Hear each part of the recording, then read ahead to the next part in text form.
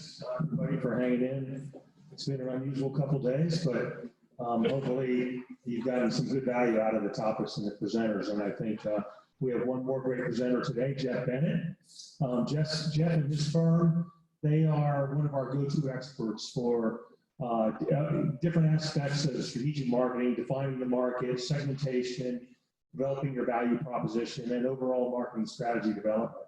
Obviously, he's written a book on that, Grassroots Strategy. There's still maybe a couple copies left outside by the door, so take advantage of that if you'd like to.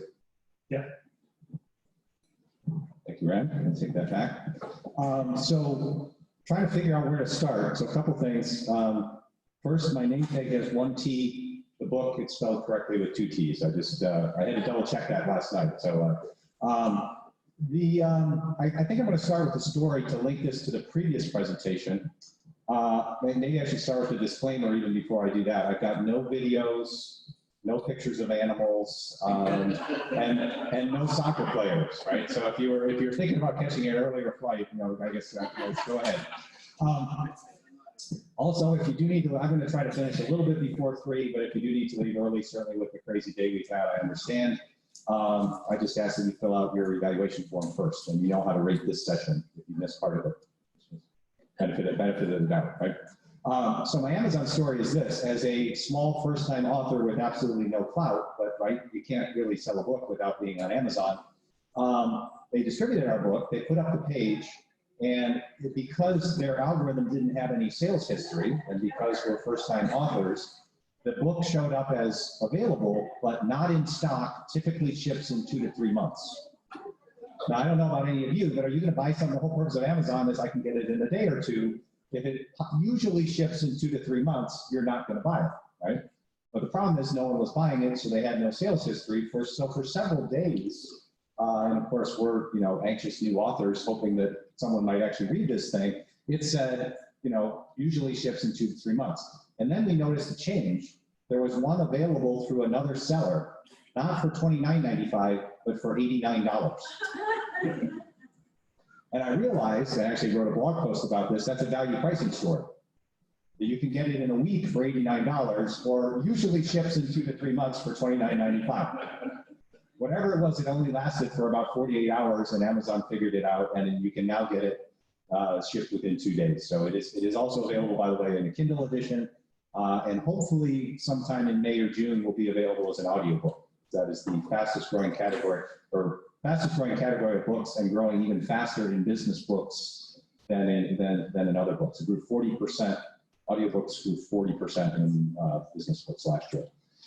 So where I usually start, as Rand said, I'm the founder and managing partner of AMPHORA Consulting. Been doing business as AMPHORA with a few other folks for about 16 years. We do mostly business strategy, marketing strategy, consulting of a couple different types, almost exclusively in B2B, and that's why we wrote the book with an emphasis on B2B. Our 3 sort of main ways we engage clients, the largest is sort of a project-based strategic marketing training. So we take extant project teams from a client, we walk them through customer value, segmentation, value proposition, some of the things you've talked about, and then kind of coach them through the process of actually doing voice to customer and figuring out if they've actually got a value proposition for that target segment. Right? So it's a learn by doing sort of process. That's our flagship offering. We've done multi-day sessions like that 260 times, more than 1,000 different project teams across all sorts of businesses. So when people say, well, we're different, it won't work here, we like to say, that seems kind of unlikely. Right? You might have to think a little harder to get it to work here, but whatever complexities in your channel and your customer and the difficult buyers you face, we've probably seen something, if not identical, similar. Our other 2 offerings maybe is slightly less relevant for this group. We also do strategic planning support. So working with maybe a business unit or a product line that just doesn't have a strategy. And we'll kind of, again, usually coach the team through that process. And the third area is we do a little bit of work of helping companies align with their strategy. That often last forgotten step, if you've actually changed your strategy, do we have the right organization to make it work?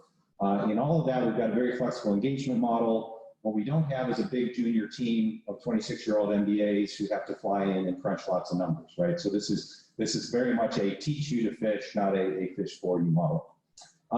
Two questions I usually get asked: why AMPHORA and why grassroots strategy? So let me answer them in reverse order. Grassroots strategy, if anyone bothered to read the intro last night or you fell asleep before you got that far, the idea is meant to be the opposite of ivory tower strategy. We feel that too many companies think that strategy is someone else's job, that you wait for strategy to come down on high, the corner office consults with the right consultants from Boston, and they issue the strategy, and instantly the clouds part and everyone is better off, right? As you can hopefully tell by my tone of voice, we think that's a load of garbage. We think that strategy is actually a way of thinking that is a teachable way of thinking, and that is accessible to almost everyone. You may not naturally think that way because, frankly, most companies don't reward it most of the time. One of the things we say is most people, their job is to answer the how question. Congratulations, here's this project that's 3 months behind schedule. We'll go figure out how to get it back on track, not the why question. Why did we pick that project in the first place? What else did we consider? Why did we think it was a good idea? Why did we think that was a market we could win in, right? In fact, at really dysfunctional companies, if you spend too much time asking the why questions, you get branded a malcontent and you're not invited to the meetings anymore, right? And eventually not invited to work anymore. So we think it's what we try to capture is sort of a common sense way of getting people at all levels of the organization to ask the right questions, frame the questions the right way, because we believe companies are better off if there's more strategic thinking, and that allows more ideas to bubble up. And that's sort of what we mean by grassroots strategy in a nutshell. I told a couple people at dinner last night the story behind AMPHORA. The negative story is even 16 years ago, if you Googled Bennett Consulting, you would get like 10,000 direct hits. So whether you spell it with 1 T or 2, there are a lot of us out there. But it turns out AMPHORA Consulting was available, and I liked the imagery. So the way I think about strategy is if you get it right, it's functional, it's relatively simple to explain, and it's actually elegant in its simplicity. And for me, the image of the AMPHORA, the Greek vase, captures that perfectly. It's got 2 handles, so it can easily be picked up by a person. It holds about as much wine or olive oil as one person can carry. Because it's tapered, they can actually stack them on a ship, and so they don't roll around. And in 3,000 years, the AMPHORA has had exactly 1 design change. If anyone's a fan of Greek history and trivia, if you go all the way back to the Minoan civilization in Crete, the AMPHORA had a pointed bottom because when floors were made of dirt, that's how you got it to stand up straight. You stuck it into the floor. When the Greeks started to tile the inside of their homes, or at least the very well-off Greeks did, they changed it to a flat bottom so it would still stand up straight and you could label out your wine or your olive oil. So in my view, that's what strategy should strive for. You get it right, it's functional, it's elegant, but it doesn't have to change every 18 months by bringing in a different consultant for flavor of the month buzzword, right? And that's what we've tried to write is something that's relatively free of buzzwords and relatively accessible. So as I was explaining also at dinner last night, it's kind of the opposite of a textbook. Right? For those of you who still have bad memories of trying to read textbooks. Right? So while I don't have videos and I don't have pictures of animals and soccer players, I did want to try to make this interactive in this dangerous after lunch slot where the food coma is about to set in and you're checking your phones to see if your flight's still on time. So I want to start with a set of questions. And I'm going to ask the last question here so you can think ahead is why does it matter? These are some examples I'm going to go through because I think they teach important lessons about thinking about the value chain in this sometimes complex B to B to C world that we live in. So the basic question is, are these B to B or B to C? So let's talk through them before I tell you the story. So first, I think many of you are old enough to remember before Netflix and TiVo and DVRs, we actually could record television content on a VCR.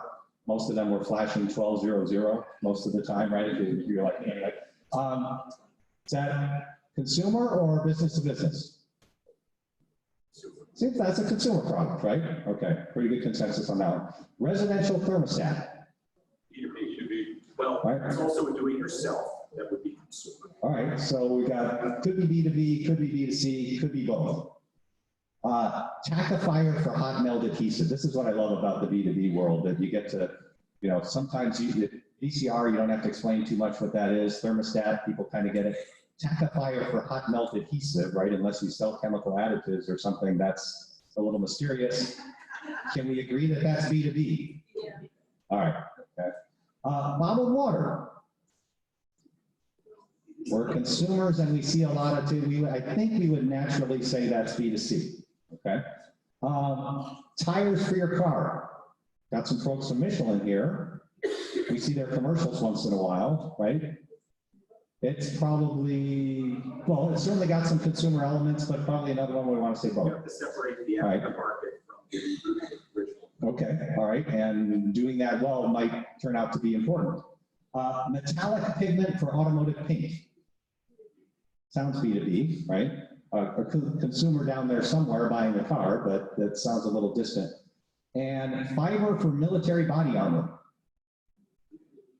Sounds B2B or maybe B to G, right? Business to government, which is a whole different set of things that we haven't talked about. Okay, so first of all, congratulations, you ventured out, you gave me some answers, and you generally avoided the consulting answers, which are both, and it depends, right? The two consulting answers, it depends, and everything's B2B, everything's B2C. I'm glad you didn't say that because I kind of heard that lately, right? There's a consumer eventually out there, which is true. And almost everything we sell to a consumer, we sell first to a business. That business might be Amazon or Walmart, but there's a B2B customer before it gets to the C. The problem with everything's B2B and everything's B2C is it's not helpful. It doesn't help us figure out where we should place our emphasis because the reality is B2B and B2C are different. And I don't mean this to be exhaustive, but here's some of the differences that in my point of view. First, the channels. In B2C, you know what a grocery store is. Channels are changing slowly. Online's more important than it used to be. But I've worked in and around consult. I used to do some consumer work 30 plus years ago. People have been talking about the death of the grocery store for a long time, and there's still a lot of grocery stores, and most of us still buy most of our food at the grocery store, right? We might go to warehouse clubs and other places as well. B2B channels are specialized and evolving and can change rapidly and often add different value in different ways. So for example, probably no one in the room knows what a vinyl siding distributor does and how they add value unless you happen to be in the vinyl siding business, right? So there's an important difference in the channel. The value, B2C brands make a lot of their money on emotional value. They talk about things like affiliation with the brand and emotional appeal. You saw the baby line on the carpet, sort of emotional appeal, right? B2B, we argue very, very strongly that value is primarily economic value. One of the things I like about B2B marketing is a relatively straightforward thinker on this stuff. If you can make more money for your customer, they can pay you more. Right? The flip side is they won't volunteer. In B2B, they will almost never volunteer to pay you more. But if you can make them more money, they can pay you more. That's why that economic value is so important. Segmentation, I think Bob did a nice job of showing how some consumer sort of tools can work and how we can blend B2B and B2C segmentation. But in general, B2C segmentation is around personas.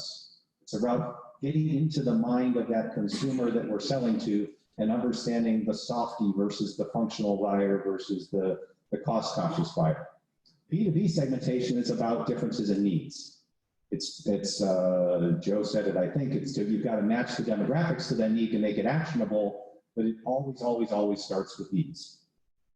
I'm probably going to make a few enemies in this one, but I think the B2B world spends too much time talking about brand. Brand is often really important to us and not nearly as important to our customers as we hope it is. We get all wrapped up in it, and the reality is, just like in the consumer world, brand is that promise to your customer. In fact, it's the shorthand for their latest experience with you. And the difference in the B2B world is you can't afford to spend enough on advertising to overcome their actual experience with the brand. So no matter what you write on your website, if your brand means the people who overpromise and then ship 3 weeks late, that's what your brand means to the customer. Right?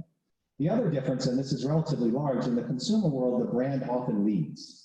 What do I mean by that? If you're launching a new brand of beer or blue jeans, what brand to put on it is probably the very first decision, and it can make or break the product. If you've got a hydraulic pump that lasts twice as long as anybody else's hydraulic pump, I'd argue that brand is not even in the top 5 decisions that you have to make, and maybe doesn't matter at all, right? If you have the right channel and if that difference in durability was actually important and created value for the customer, you could call it Fred's Pump, and people would find a way to buy it in the B2B world. So the brand, and again, there's a spectrum in there as we get into some of the B2B to C examples that we'll see. And lastly, B2C marketing, and this is not meant to be a good thing, becomes a department. I see too many consumer companies that do marketing for the sake of marketing, or they measure the quality of marketing by the size of the marketing budget. In a lot of B2B companies, marketing isn't very much of a department. It's a handful of people, or it's a little bit of everybody's time. So we argue pretty strongly that in B2B companies, marketing needs to be a cross-functional skill set, that people in R&D and people in sales understand segmentation, what's your target segment, understand value proposition, and so on, right? So it's important that we understand, and what I'm going to walk you through is those 7 stories that I started with, and we're going to talk about were they thinking B2B or B2C, and how that might have led them, in several of these cases, astray, right? And understanding that up and down the entire value chain. So the idea is, we can say it's both B2B and B2C, but we've got to think differently about those different steps in the, if Bob Thomas is here, I should say value system, right, not value chain. All right, so let's start with the first one, was the video cassette recorder. The videotape recorder was actually invented in 1957 by the Ampex Corporation. Anyone ever hear of the Ampex Corporation? I read in City, California. Right now. They still have a little office there. For a long time for a long time they were down to 1 floor of 1 office building, right? So they were the leader in audio tape. They had something like 96 patents in recording and playback technology and the metal composition of the tape. If your parents maybe had a reel-to-reel tape player and they really cared about the fidelity of their sound, it was an Ampex tape player. And not surprisingly, they invented the first videotape player in 1957. How did they conceptualize the market? Who was recording television content in 1957? TV studios, and that was it. How many potential customers were there? A handful in the US, maybe 100 if you were thinking globally, which I can't guarantee that they were in 1957, right? They were probably thinking US. It's the 3 networks and maybe a handful of cities that were big enough to have a TV station that could record news, right? And what do they need?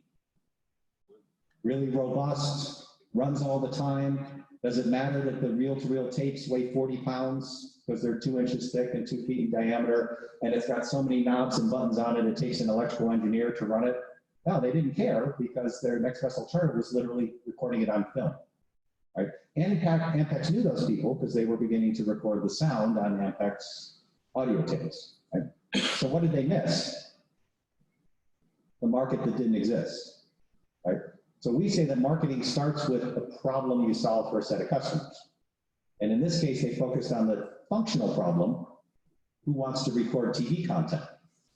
What was the actual problem that VCRs and now TiVo and DVRs allow to solve for us?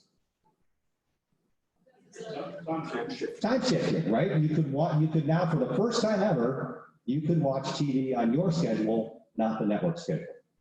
Right, a few of you are so young, you take that for granted, or you watch everything on Netflix anyway, right? But yeah, but that was the value, right? And who valued that? Not just 100 TV studios, but everybody. In fact, VCRs, in terms of penetration at the time, they were the fastest penetration for any consumer electronics product. They actually went from non-existent to an average of more than 1 per household in a faster period of time than any other, than televisions, radios, telephones, any other consumer electronics product prior to that point, right? So the most interesting market may be one that doesn't exist. So again, it's merging that technical problem that we could solve with the functional problem or with the real problem that the customer has, okay? I could spend the entire rest of our presentation on this story because I love it so much, but I won't. We talked about residential thermostats, okay? I can tell you that if you bought a report on that market 10 years ago, you would conclude it was a B2B product. 99% were professionally installed. The market was $2 billion, growing at the rate of inflation, maybe, or the rate of housing starts. And about 85% of thermostat replacements were driven by a mechanical system replacement. You got a new thermostat because you had to buy a new furnace, which by the way was a negative purchase, right, or a new air conditioning system. And if that didn't make the market look unattractive enough, there was one player, Honeywell, with 68% market share, right? What's the big story in the thermostat market in the last 10 years?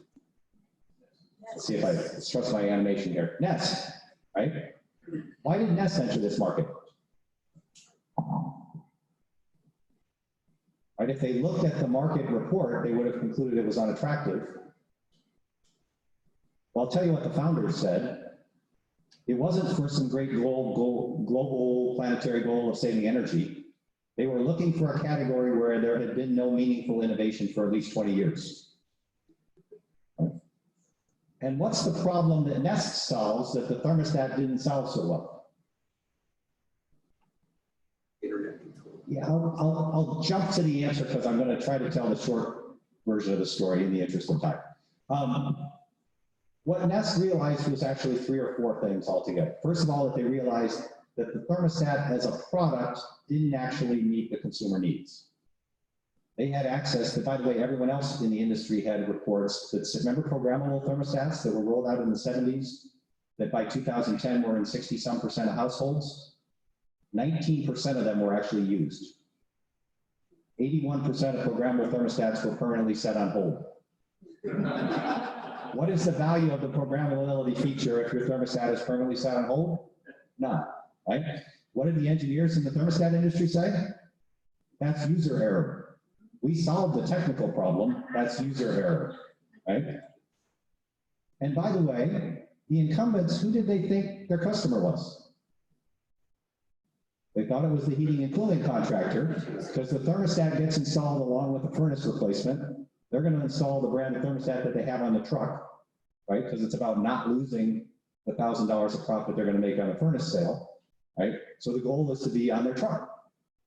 Right? They missed the consumer piece of this, okay? The other big breakthrough that Nest realized is if you ask the thermostat engineers what was the problem the thermostat solved, they would say something like, it cycles the heating and cooling equipment on and off in response to an ambient temperature signal. I think that's technically true. I admitted to some of you I'm a recovering engineer. I think that's more or less technically true, but they didn't answer the consumer question, which is why do you care? Why do you want your heating and cooling equipment to cycle on and off? You care about comfort, right? And most of us also care about how big your utility bill is, right? So the other realization that Nest made was the thermostat is actually the centerpiece of a system that helps customers make the trade-off between comfort and energy consumption. If we only cared about one or the other, this is easy. If you only cared about comfort, put a thermostat in every single room, we'll put them all at 71.5 degrees Fahrenheit all year round, and you'll be perfectly comfortable. If you only cared about energy consumption, just turn the system off. Right? You'll be awfully cold on winter nights and awfully hot in the summer, but your utility bills will be low, right? It's the fact that most of us care about both. What Nest did that was brilliant was they changed the asymmetry there. So this is a little nuanced here, but if you think about the feedback loop, what's the feedback loop on comfort? You come home from work in May on that first hot day, your house is a little bit warm, you switch the system to cool, and how long does it take before you know it's working? 30 seconds, right? Cold air is blowing on your face within about 30 seconds. Right? If you make decisions to be uncomfortable to save a little energy, how long does it take to figure out how much energy you saved? At least a month until you get your energy bill. And how many of us are actually comparing that July this year to July last year? And was the outside temperature a little warmer this year, right? I mean, your utilities are making it easier to do some of that math, but I'm guessing that most of us don't do that, right? So the behavior was consumers would say they cared about energy and comfort. The reality was if you looked at their behavior, they were solving for comfort. And then complaining about the energy bills later, but they were solving for comfort, right? Nest balanced those two by giving you real-time feedback on how energy conscious you're being. The thermostat has a little green leaf on it that glows bright green if you're making good energy decisions, and it kind of fades to black if you're being selfish and only thinking about comfort, right? And they don't have to change the hardware every year because Nest is controlled with a smartphone app, right? And you don't have to program it because it senses when you're home and when you're not. right? So it solved the consumer problem in a fundamentally different way. What was that worth? The thermostat went from a $40 device to a $250 device initially for Nest. And they made it a do-it-yourself product, so they were able to keep even more of that margin, right? So, like I said, that was the short version of that story. But a better end user experience can transform a market. So some of the things you heard about today, customer journey, right? This, in retrospect, this is so simple. Get into someone's house and watch and talk to them, right? And the thermostat companies knew this, that the average person interacted with their thermostat 3 times a year. The average Nest customer, 30 days after they've installed it, are still interacting once a day, right? They changed the customer experience and used that to change the market. And in this case, made a B2C product out of what had been B2B. All right, here's our tackifier. This one, we also have B2B, I think. This is the value, I learned this is a value system. I would have called this a value chain prior to this morning. So thank you, Bob Thomas. So the company's here selling a tackifier to an adhesives maker. A tackifier is the sticky stuff that provides the initial stick before the glue dries and cures and provides it. In this case, it's hot melt adhesive. So this is the ugly brown stripe across the top of your cereal box when you open the box of cornflakes. So the tackifier is about 1/3 of the total adhesive formula. The adhesive maker buys some other stuff, puts that together. That's either sold to a converter to make a flat box or sold to Kellogg's, who has to seal the box after they put the cornflakes in. It's like taken out the retailers and some of the other things, and eventually sold to you or me who opens the box of cornflakes. So what we usually try to do is map here not just the product flow, but also the decision flow and the money flow. Because one of the lessons that's important is framing decisions not in our terms, but in the customer's terms. And this is one of the most dramatic differences I ever saw. This company spent a lot of time talking to adhesive makers, and these are big global companies like Henkel and Bostik. And here's what they said. Tackifier is 1/3 of our cost. It's 1/3 of our bill of materials. There's 2 ways you can help me. Lower your price or tell me how I can use less. Right? Do we like either of those ways of helping them? I mean, we like helping our customers, but neither of those helps us, right? And we would say, well, what about help with formulation? And they would say, no, we're the experts on formulation. You're an ingredient supplier. We don't need help with formulation. Right? What got interesting was when you put this in economic terms for Kellogg's. Kellogg's, that box of cornflakes you buy for $4, they sold to the grocery store for about $2.50. Everything in there, including the packaging, costs less than 30 cents. The total cost of the adhesive is about 1/2 cent. And the tackifier is 1/3 of the cost of the adhesives. In other words, the total value of tackifier in a box of cornflakes that Kellogg's makes over $2 a profit on is 1/6 of a cent. Unless they've got problems with the current tackifier, how much risk are they willing to take to switch? Our client kind of started to listen to this when I said, you can lower your price to 0 and you will not gain any market share in this segment. Right? Would Kellogg's, to save 1/6 of a cent, would they risk $2 in profit per box? Now, what's the flip side of that? If boxes were popping open or consumers were complaining or they were throwing them away, then you could double the price and they wouldn't even notice. Right? But again, the theme is you have to frame that in terms of the real decision maker, right? In this case, the good news story was what it led them to was where are the applications where there is a real problem with the adhesive and we can fix it with a better tackifier. And they found a few things that had to go right into a freezer after the label went up that interfered with the curing of the glue. They could change the tackifier and find some applications like that. So you need to understand the trade-offs at every level, right? That's a little different than the way we think about customer needs or specs. It's really getting into the customer economics to understand the trade-offs they make, not just at one level of the value system, but at each of the levels. Okay. I won't spend a lot of time on bottled water because I'm not an expert. And the good people, is it Airmark that does the food service here? Sorry? Bon Appetit. They've thrown me a curveball.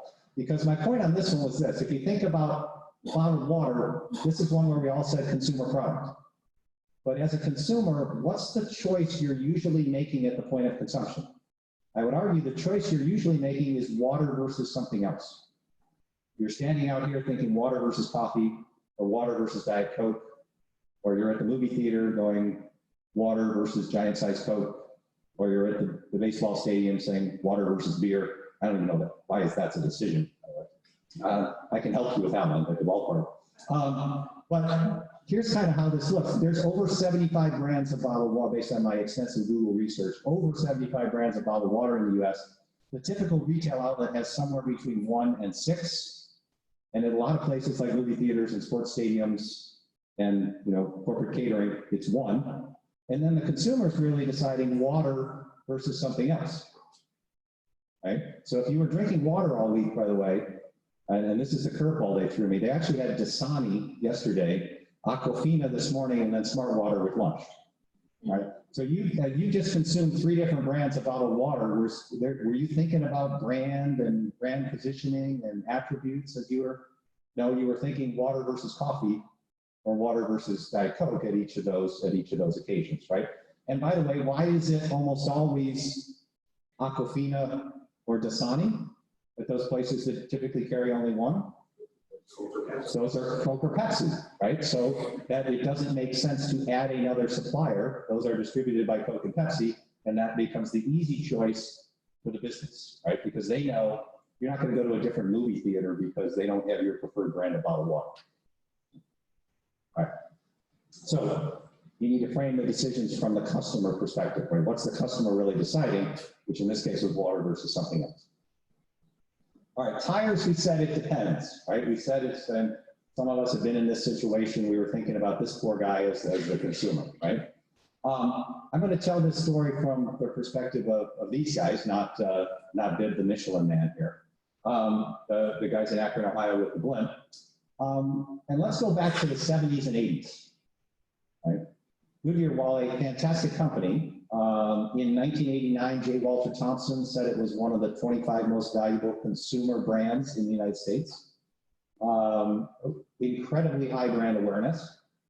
Lots of great things about that company. And in fact, full disclosure, having worked there as a consultant in the late 1980s, a really good market research department. Some of the best B2B and B2C market research that I've ever seen. That was routinely ignored when they made important decisions. Because they were a sales-driven company. And if you think about sales, what's most important is your biggest customers. And who are the customers that can buy 100,000 tires a month? Not this guy, right? It's these folks, right? And by the way, it wasn't Toyota or Honda in the 70s and 80s either. It was these folks. Now, herein lies the problem. What were the U.S. car companies struggling with in the 70s and 80s? Again, you get a pass if you weren't born yet on this one. What were they struggling with?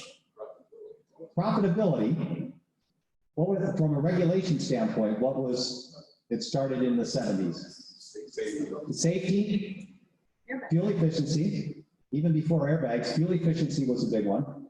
And they had to figure out how to compete with these guys, Toyota and Honda, right? They had to rethink, so quality wasn't a huge bench seat and big tail fins. Now quality meant actually runs quietly and smoothly and doesn't break down.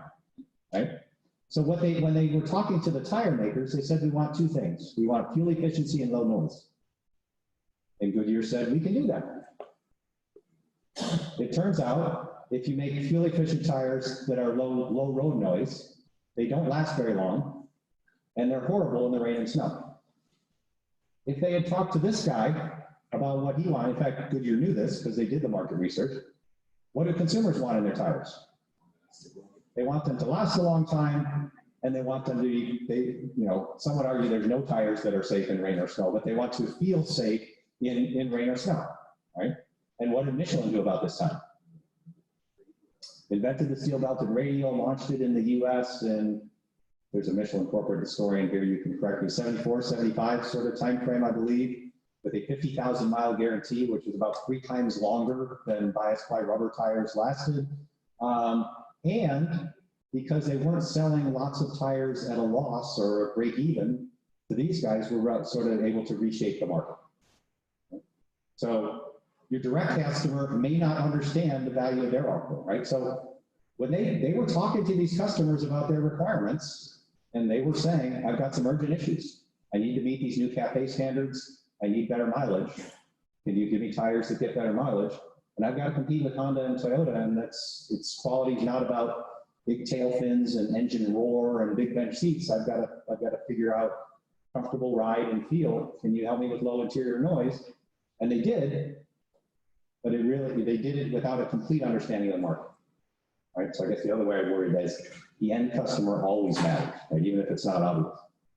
This is another automotive example that is in fact worse, because in this case, the customer might actually deceive you as to what the end customer values. So you can't quite see it. Blame Audi for not having a high-res picture on their website for why you can't see this. But in this case, the company made a metallic pigment for automotive paint. And they were getting ready to launch a new line of pigments that was going to have produce a more dramatic metallic effect, more perceived depth than any other pigment on the market. And so we were working with them to try to figure out how to launch it, how to price it, and how to understand the value. And what we learned is across the board with European automakers, there's typically standard colors, optional colors, and then some higher end colors. In this case, and I think the dollar signs got cut off, for this particular Audi, the standard colors are included. The optional colors are an extra $250 per car, and the premium colors are $550 per car. We were also able to correlate the more dramatic the metallic effect, the higher price for the upgraded paint. So we said, well, your value is getting from the $250 to the $550 is $300 per car. And this is where sometimes when you actually do the math on value, it's brilliant. Their additive, there's less than 2 gallons of paint in a car. Their additive was only about 10 grams per gallon. So $300 of value divided by 20 grams is $15 per gram, or $15,000 per kilogram, if I remember my metric system correctly, right? $15,000 per kilogram. And we said, well, that's not realistic, right? You're not gonna do a lower gross value salami. You're not gonna keep all of that. So we got to share some with the paint company. We got to share some with the auto company. But we were thinking that maybe $3,000 or $4,000 per kilogram was a reasonable price for this product. And in this multi-day session, about the third day, the project managers happened to be a German company. Jürgen came up to me and said, Jeff, this is good. We like this math. This will really help us sell it. And it's too late in the day for me to attempt to do the German accent, but he said, but you should know, we've already decided to launch this at $285 per kilogram. And I said, Jürgen, we got numbers more like 3,000 or 4,000. Where did the 285 come from? And he said, well, our current highest price pigments are $250 per kilogram. And we talked to a customer and they said they didn't want to pay more than $300. By the way, if you think voice of the customer is showing up and saying, I'm thinking of making this, how much do you want to pay? Right? I can save you the travel costs for doing that voice of the customer. What do we know in B2B for sure? You ask the customer what do they want to pay, the answer is less than last year. Right? The great is getting into the customer to figure out what they should be willing to pay. Right? So in this case, it got even a little bit funnier. I said, well, Jürgen, which customer said that? Was it Audi? Was it BMW? He said, no, it was PPG Automotive Paint. So what was PPG saying? Boy, there's a ton of value in there. I want to keep it all, right? Because you know that they knew how to charge for the premium paints, right? So we did a little work here. We first found some other additives that sold for around $1,900 per kilogram. So the idea that no one would ever pay more than $300, that was somehow the magical limit, was blown out of the water. We did a little bit of test marketing on this idea, and they ended up launching it at a price of about $2,200 per kilogram and selling exactly their original sales forecast. So here's the real tragedy of not thinking this all the way through. Had they launched it at $285 and sold the exact same amount, they would have celebrated it as a success.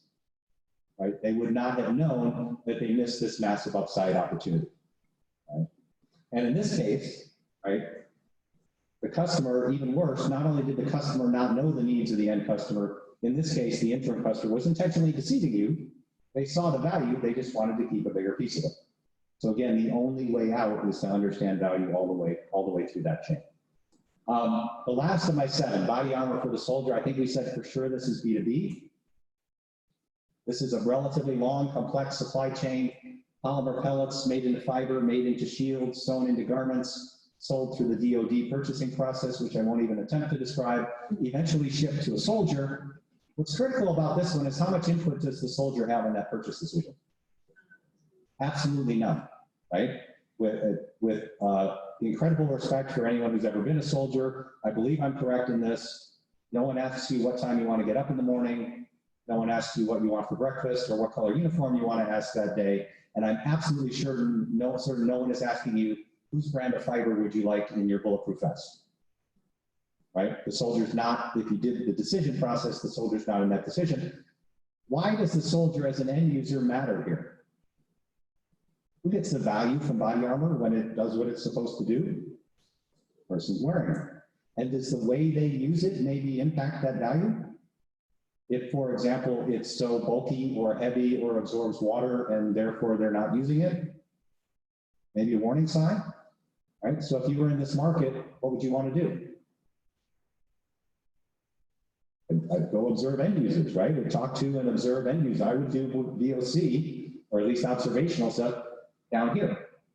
I can tell you in the early 2000s, a couple things they found out when, as one veteran described to me, when they were issued there in the early 2000s in the Iraq and Afghanistan, what he described as the Korean War era bulletproof vests that were literally so uncomfortable that you sweat, they absorbed sweat, weighed about 60 pounds.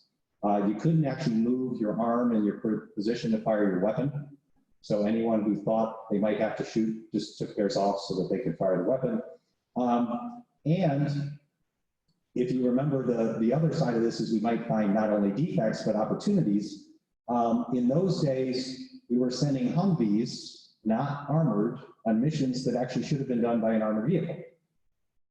So soldiers being creative and wanting to survive were getting the bulletproof vests from their buddies and hanging them over the sides of the Humvee before they went out on their mission. Right? So one of the opportunities that this client actually saw shortly thereafter that was a armor panel upgrade kit. Right? It would take time to build a whole bunch of new vehicles and get armored Humvees in the field, but you could make door panel inserts basically out of this fiber, made into shields and address that opportunity. Right? So the reason I like that story is the end user's voice matters, even if you can't find them in the decision process, and even if no one's asking their opinion. All right, so when we think about this, getting out to the end user, even that person in the control room, that person on the floor weaving the fabric from whatever, getting out to that actual usage case is really a critical piece of this. Okay? So, all right, we talked about some traps, right? I think every one of these was the company didn't quite get it right. I'm going to go quickly through the next 4 or 5 pages. I have to include these mostly because I have a set of pictures that I just love, because they usually get a good reaction, right? So how do you do this? The biggest single lesson here is it's not about what we want, it's about what the customer wants. So too often we get trapped in framing our goals and things the way we want. We want to sell more services because those are higher margins than products. Or we want to shift the market to this. Well, what is it? The customer doesn't care what we want. The customer knows what they want. And the reason I like this picture is we talked about observation and getting out and following the customer. It really is a master-apprentice relationship. Stand beside the customer and say, show me how to do. While you're installing that insulation, show me how you're doing it. What do you struggle with? What's hard? What's your typical day like? Right? You may not always learn something directly relevant to the project you're there for, but I guarantee you will always learn something. But think about what I just said. It starts with that humility. It's not convincing the customer that we've already got something that we know will be better for them. It's tell me what you struggle with. Man, you do an amazing job. I can't believe that you can get this much done in a day. Show me how you do it. Right? It really starts with that, putting yourself on the other side of that master apprentice, which means admitting that we're not the master. We talked about this a little bit, but I love the Professor Levitt from Harvard quote, you may think you sell drill bits, but the customer need is a hole. The reason I love this story is I worked for a company not that long ago that makes more or less drill bits. They make actually high-strength steel for tools for cutting other steels, right? They've actually seen their market decline. because it turns out that among the other ways to get a hole was lasers, water jets, nail, stick of dynamite, whatever other ways to get a hole. One of the ways you can get a hole is make a part near net shape with either powdered metallurgy or 3D printing. In other words, you make the part with the hole already in it, you don't need a drill. Right? So again, thinking about the problem that the customer is trying to solve, not just a printed report on the market for how it's currently solved. We've talked about this, observe, don't ask. Real short story here. We had a client not too long ago that made a polymer that in this particular application, their unique selling point was that you could recycle the mold scrap. This was a specialty polymer where other polymers in this category, you couldn't recycle the flashing and the runners out to the molds. You couldn't recycle those without degrading the polymer. Theirs, you could use up to 40% recycled material without degrading the properties that customers carry on. So they had trained the sales force to go ask their customers, do you have a problem with mold scrap? Because we've got the answer, right? One of their salespeople admitted to us that he had called on a customer 4 times and said, do you have a problem with mold scrap? And the customer said no. The 5th time, he said, do you mind if we take a little plant tour? And he looked around the customer's facility, and every press had dozens of cardboard barrels filled with mold scrap. And he said to the plant manager, you've been telling me you don't have a problem with mold scrap. I see mold scrap everywhere I look.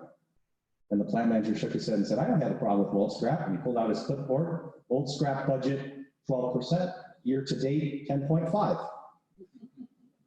He could have been running 1 or 2% with our client's product, but he hadn't framed the problem that way, right? So again, end use, observe, don't just ask.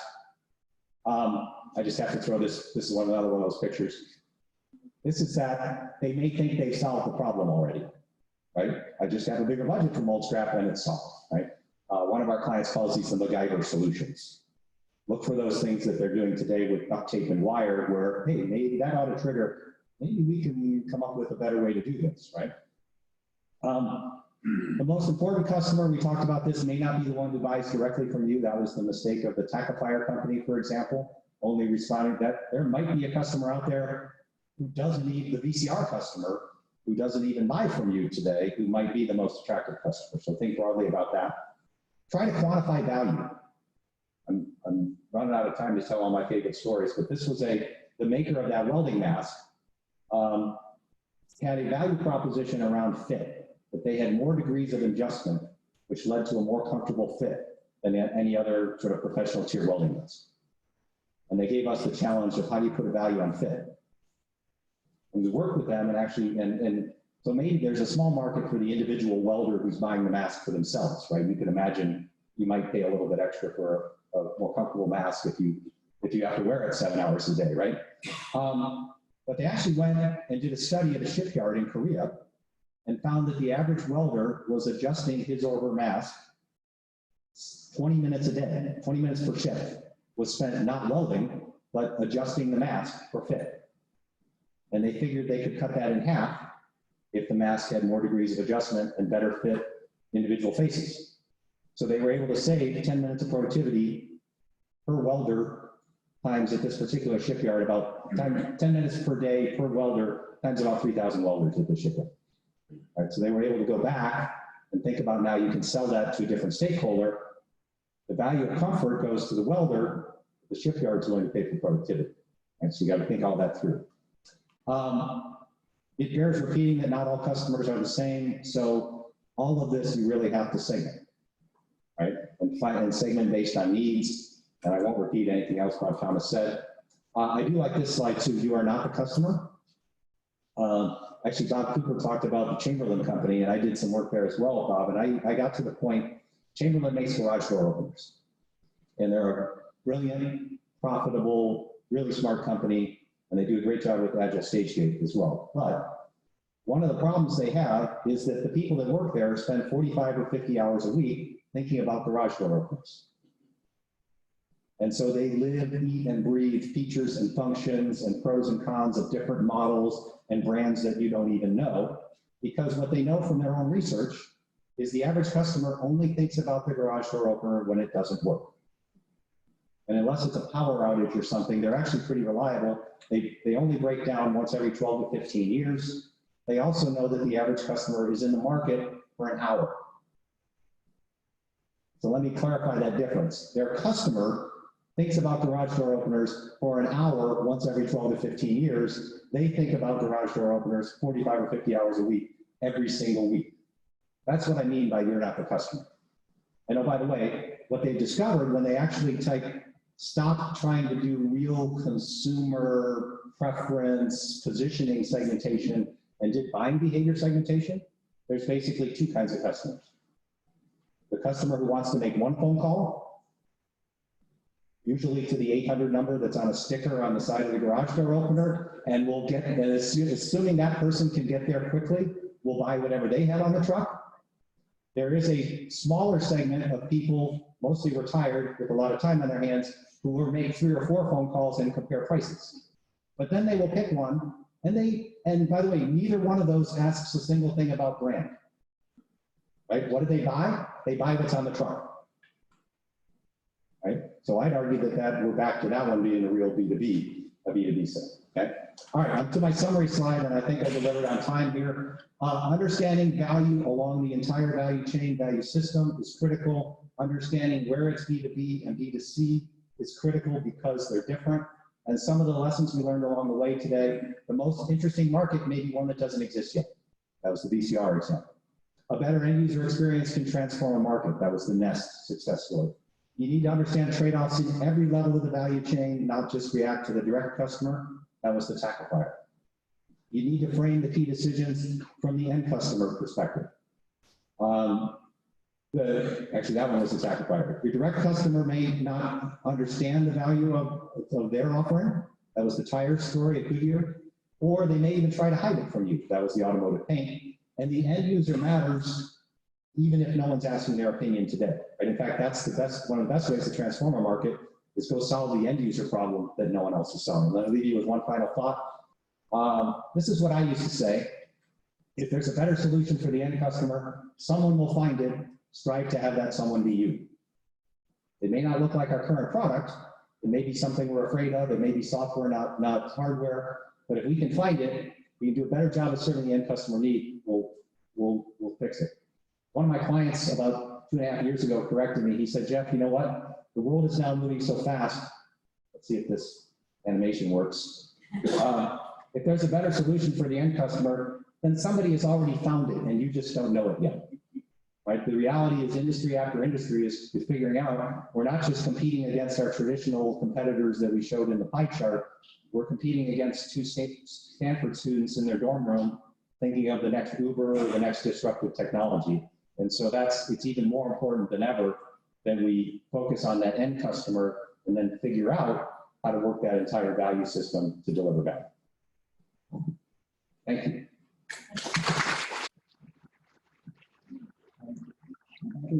I know folks are running, but I can take questions if there are any.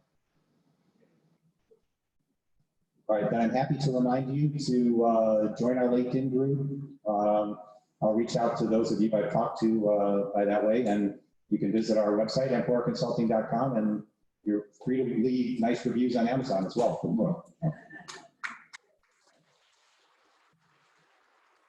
Okay, thank you everyone for hanging with us. So if you would please fill out the form and tell us what you think and leave it in the box back there. And if you're missing one, there are blank ones back there that you can grab and fill it out on your way, and we really appreciate that. If you have some extra time and you want to hang around for a little bit, we'll let people clear, and then we'll talk a little bit more about what you guys could offer in terms of ideas, thoughts, direction, feedback for just a little bit. But for those of you that I know you have flights and we're already at 3, feel free to grab a water. Doesn't matter what the brand is, take it with you until you get to the security and the airport. And we'll let everybody just do what they're doing for a minute. And so if you're going to hang around for a few more minutes, kind of come to the center area, they'll know that that's you. Yes.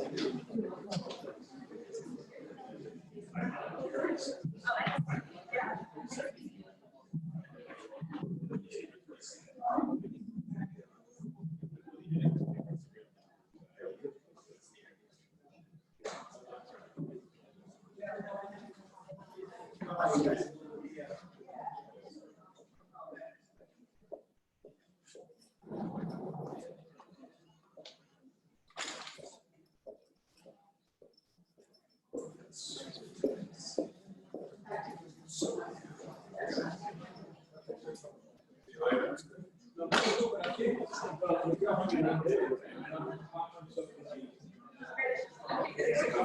you.